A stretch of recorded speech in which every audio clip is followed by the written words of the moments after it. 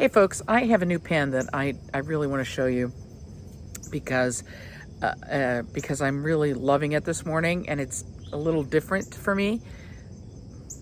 You're probably thinking maybe not that different, but as you know, Montegrappa is a brand that's relatively new to me. But just recently I got this completely gorgeous Montegrappa from Bryant at Chatterley Pens at the DC Pen Show, which I showed in my last video. The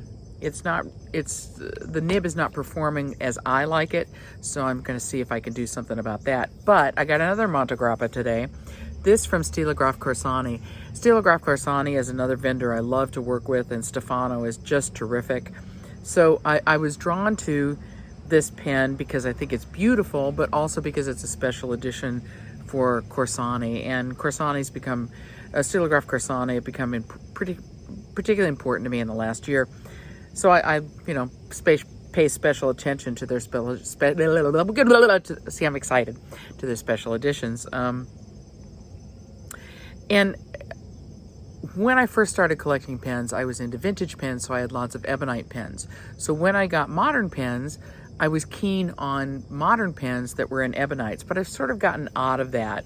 Ebonites from 20 years ago, they faded, and that was frustrating. And I just, I got more interested in crazy colored acrylics and, of course, fabulous celluloids. So I've kind of let the ebonite thing go.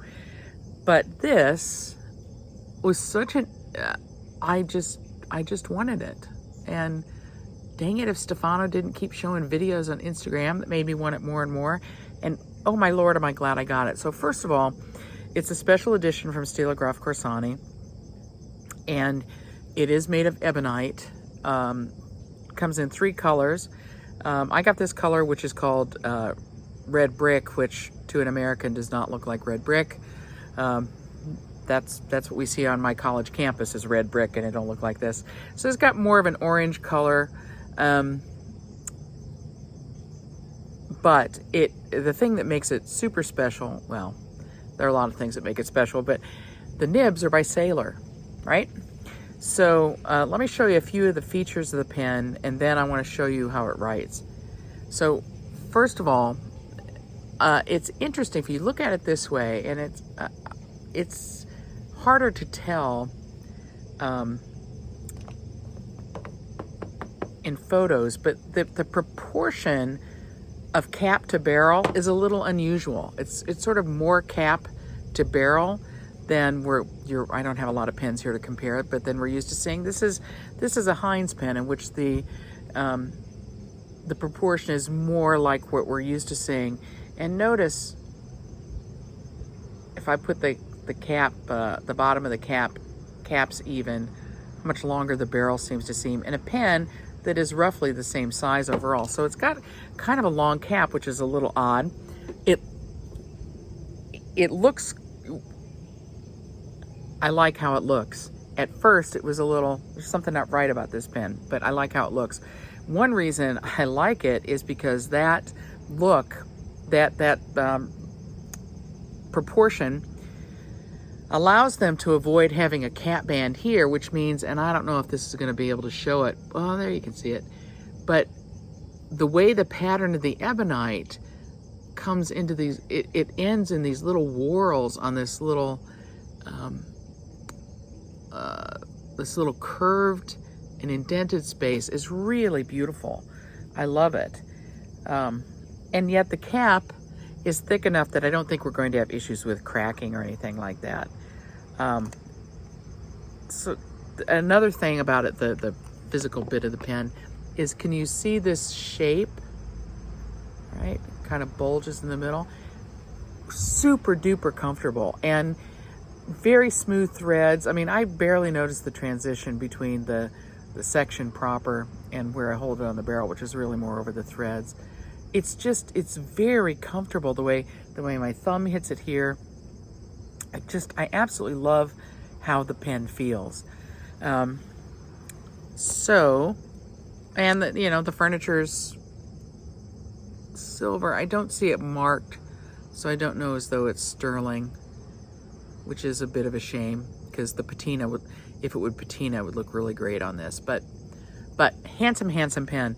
What I really want to show you is how this thing writes. So let's flip it around. Okay, I've been writing with it for a bit on this Clairefontaine paper. Now, Clairefontaine is not the smoothest paper, so I imagine if this were on Tomoe River, it'd be even nicer. But I like Clairefontaine because it is quite smooth, and yet dry times are a little bit better on it, so it's not as messy. Messy is not really a problem with this. So here we have the lovely pen. See that? Sorry, I was off camera there. Lovely pen, beautiful engraving. This nib by Sailor, and it is extra fine. And it really is extra fine. And it maybe slight bit of bounce, but I wouldn't call it soft. Wouldn't call it a soft nib at all. I would be okay with a pen that wrote a little wetter, but I've never had a pen with such a fine line that wrote so perfectly. That was me. I lifted my pen off the paper. It is just...